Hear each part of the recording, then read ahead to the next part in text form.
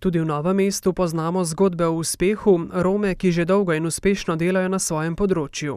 Torej, jaz sem samo podjetnik že 11 let uradno. S tem delom se ukvarjam že več kot 20 let. Ko sem rekel uradno pa 11 let in v tem trenutku imam tudi enega zaposlenega.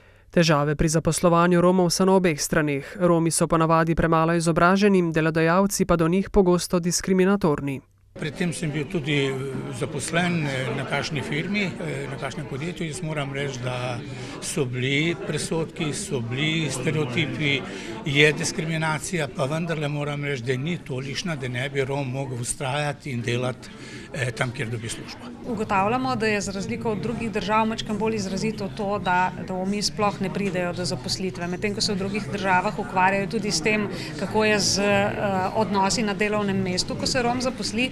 Imamo tukaj predvsem težave, da v delovno razmerje sploh vstopi. Primere dobrih praks poznajo tudi v tujini. We have an important project, it's called Acceder, it's access to employment. The idea is to make a complete following of the participants. We have a specific training for Roma people to access to job. Kar 50% sodelujočih Romov v tem projektu je pozneje našlo svojo prvo zaposlitev. Projekt Working Roma pa že kaže prve sadove.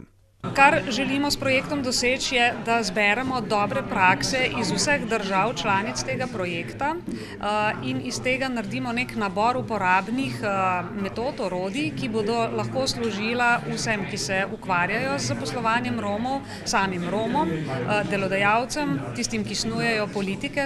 Skratka, vsi si bodo lahko ogledali ta nabor praks in spoznali, kaj deluje v drugih okoljih ter to poskušali prenesti k nam.